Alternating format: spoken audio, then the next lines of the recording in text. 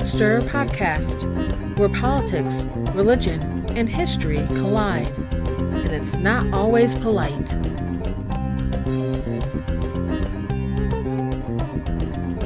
My U.S. Congressman is Steve Chabot. He has been my district's representative for years. He was already a well-established politician when the Tea Party rose in opposition to President Barack Obama 8 years ago, but reinvented himself as part of this new wave.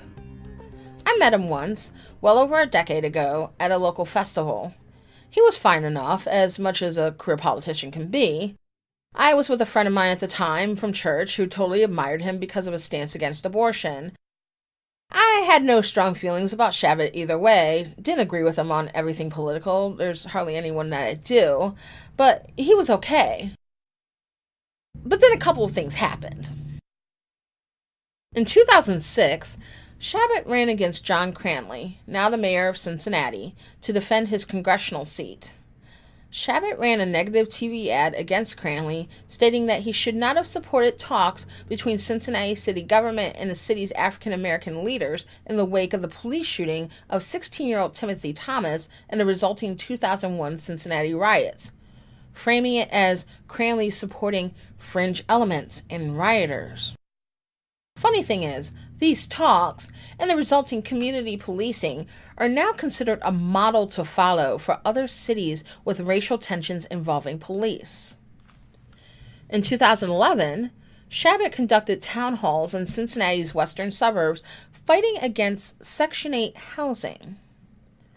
If you don't know what Section 8 is, it's a voucher system run by the Department of Housing and Urban Development to provide subsidies for families in poverty to live in private housing.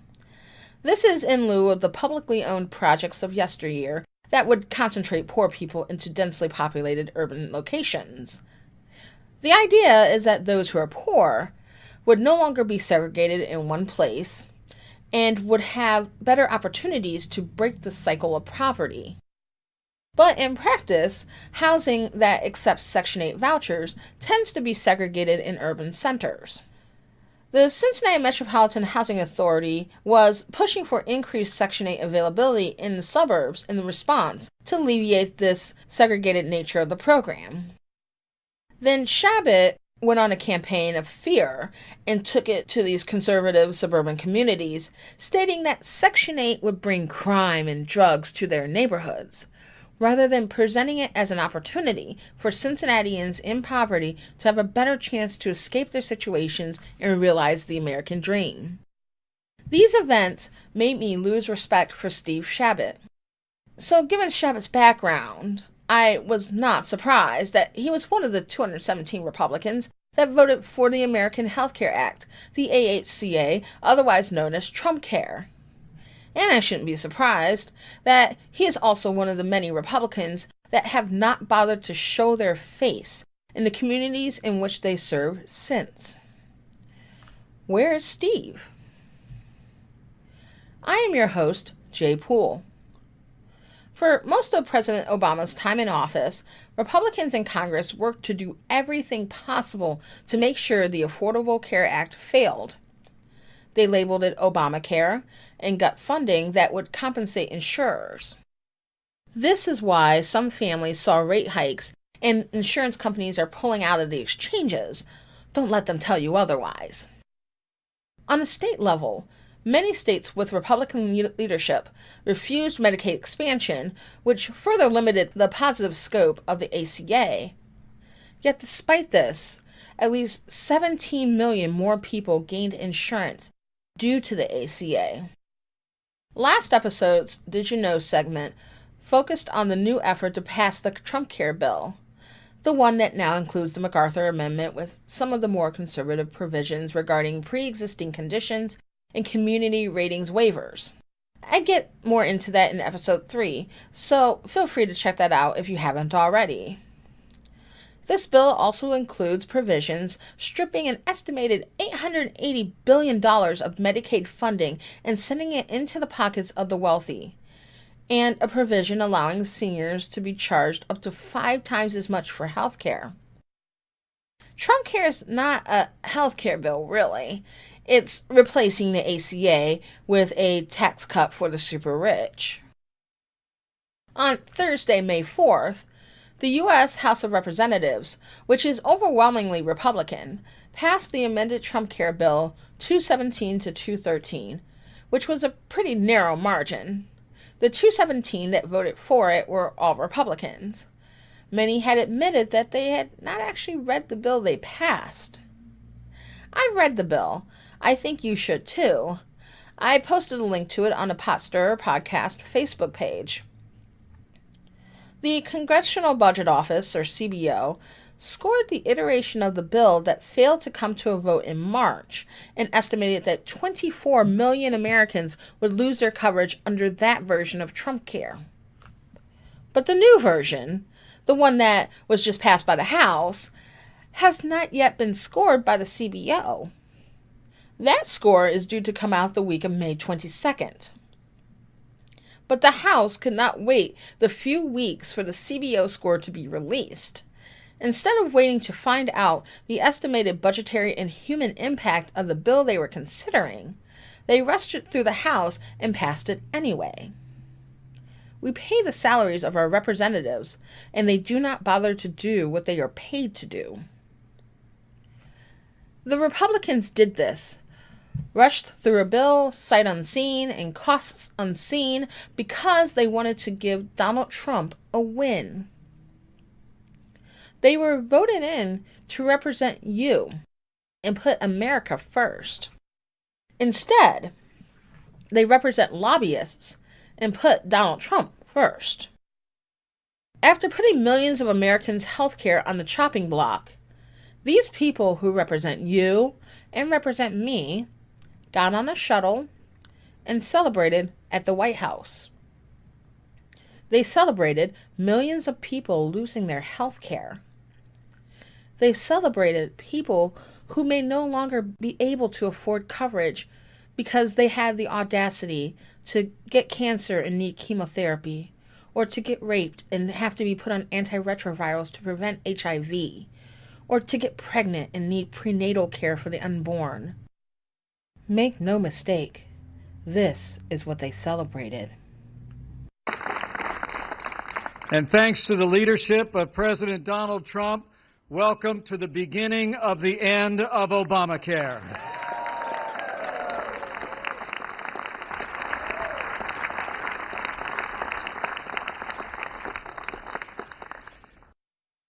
I find it bizarre that right there with this regime are Christians, particularly white evangelical Christians. Bizarre, but not terribly surprising. There's a very pervasive train of thought among many evangelicals that healthcare is not the government's job. It goes back to the idea that, according to the Bible, render to Caesar what is Caesar's, and render to God what is God's. The government should be as small as possible, and just keep the law-abiding people safe from the bad guys. The government's job is to provide for the basics, and that's it. And anything else is overreach. Anything else is stealing from them in the taxes and giving that stolen money to other people. And that is socialist and therefore fundamentally wrong. Helping others should be based on free will, not on compulsory civic duty. To that I would say 3 things. Firstly, how do we determine what the basics are? That's not as easy a question as it may seem at first. If you believe the government should provide defense and protection only, what does that look like? Does defense mean just standing there ready until we're attacked? What constitutes an attack, and what kinds of attacks justify a reaction? Does it have to be physically violent? Can it be cyber attacks on our institutions? Something else? How about the preservation of life? Many conservatives are also against abortion and feel the government should actively work to protect the unborn, and say it's about the preservation of life. But what about life after it is born? A mother working 2 jobs, fighting a disease but can't afford the treatments? A little boy who happened to be born to parents who couldn't take care of him but needs food and shelter? The man on death row because he had to rely on a public defender that didn't have the resources to prove his innocence? The problem is not really that we can't agree on the basics, but we can't be consistent on the philosophy we use to justify why government should support this, but not that. Let's strive to be consistent. Secondly, as the cliche goes, the only sure things in life are death and taxes. If you have a decently paying job in this country at least, you have to pay taxes. Conservatives pay taxes, liberals pay taxes, so do moderates, independents, and radicals. We pay taxes anyway, so whether it goes into roads we all drive, supporting the rich or supporting the poor, or anything else, it's still money out of our pockets. So why support not caring for the least of these, or even caring for society as a whole with at least some of the money we have to pay anyway? And finally, and most importantly, in the United States, government is the extension of the will of the people. In the New Testament, the Jewish people were not in charge. The Jewish people had been conquered by the Romans. The Romans were not a government elected by the people. The Romans were their occupiers. So when Jesus told the Pharisees to render to Caesar what was his and to God what was God's, it was Jesus' response to a gotcha question posed by the Pharisees designed to get him in trouble by the occupying power. Jesus' response to this question is not an excuse to shirk our moral responsibility and culpability in a democratically elected government where we are the ones in power.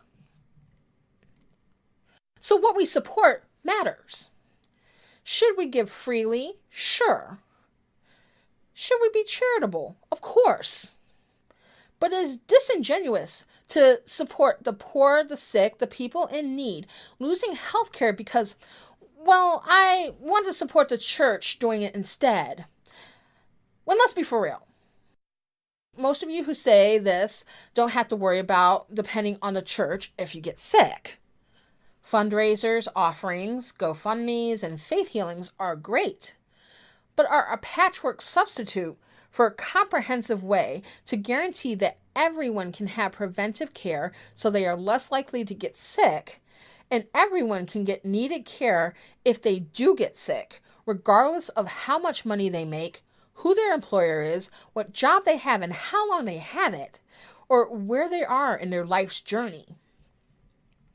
The United States has some of the most expensive healthcare per capita in the Western world, but some of the worst coverage and health outcomes.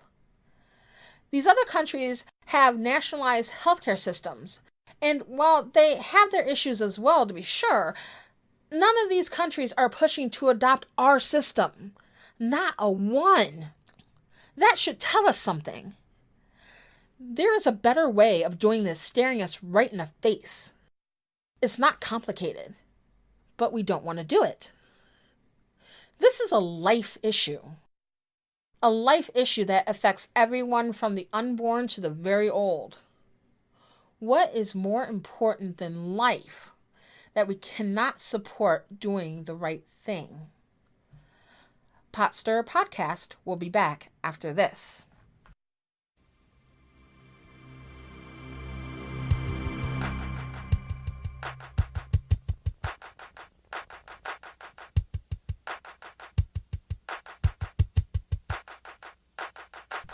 Did you know for today's episode? Today is Mother's Day, a day that we celebrate the women who have played a parental role in our lives by bringing us into this world or raising us to be contributing members to our communities and our society as a whole.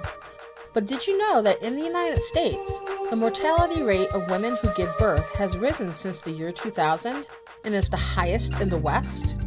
According to stories recently published by ProPublica and NPR, from 2000 through 2015, while infant mortality has fallen, maternal mortality has risen. Every year in the U.S., 700 to 900 women die from pregnancy or childbirth-related causes, and about 65,000 nearly die, the worst record in the developed world by several measures.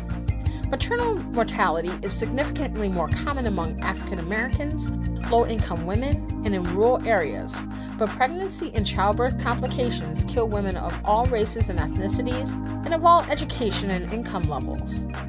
American women are more than 3 times as likely as Canadian women to die in the maternal period, defined by the Centers for Disease Control and Prevention as the start of pregnancy to 1 year after delivery or termination, and 6 times as likely to die as Scandinavians. In every other wealthy country, and in many less affluent ones, maternal mortality rates have been falling, but in the United States, maternal mortality has been rising. In a recent analysis by the CDC Foundation, nearly 60% of such deaths are preventable. Why the rise? Some possible reasons include an increase in pregnancies to older women, which are generally considered high-risk pregnancies, high rates of unplanned pregnancies, higher rates of cesarean section, the lack of focus on maternal care by the healthcare system and government during and after pregnancy, and the fragmentation of America's healthcare system that makes it difficult for women, especially those without financial means, to have consistent care. If the American Health Care Act becomes law and the cuts to Medicaid take place, the maternal death toll is likely to only get worse. Now, back to Potstirrer Podcast.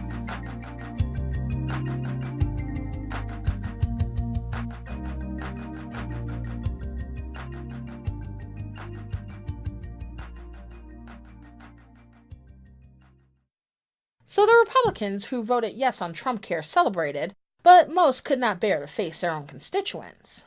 During the House recess right after the Trumpcare vote, when they usually hold face-to-face town halls and meet with their constituents, only a handful of the 217 chose to do so. My representative, Steve Shabbat, apparently met with a local business association and some grade school students, according to Twitter, but avoided those who can determine his fate in 2018.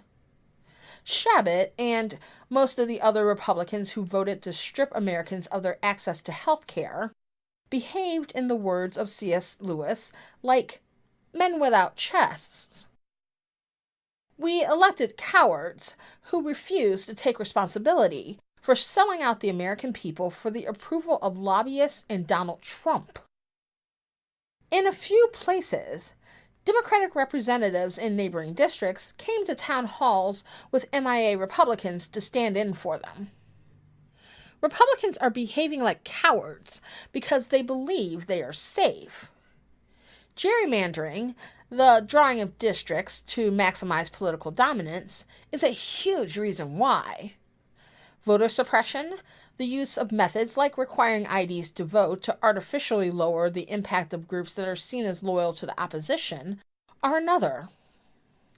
Between now and 2018, we need to work on nullifying the impact of both, so that they can no longer dismiss over half the population as being paid protesters or radicals. We need to work on getting more people registered to vote and more people properly ID'd. And we really need to make sure we show up to the polls every time there is an election in our states and communities. Why is that? Off-year elections that take place without a presidential race, have by far the lowest turnout. If more of us vote in those elections, we can make a larger impact both despite gerrymandering, and in the long run, we can also fix it. State legislatures redraw district lines, usually after a census, but not always. Off-year elections are where you get the bulk of your elections for state offices, state representatives, and U.S. congressional representatives. We need to maximize eligibility and registration and make sure we vote in these elections. This is a long game, folks. And the challenge is to outlast those who cheer the demise of Americans from the comfort of the Rose Garden.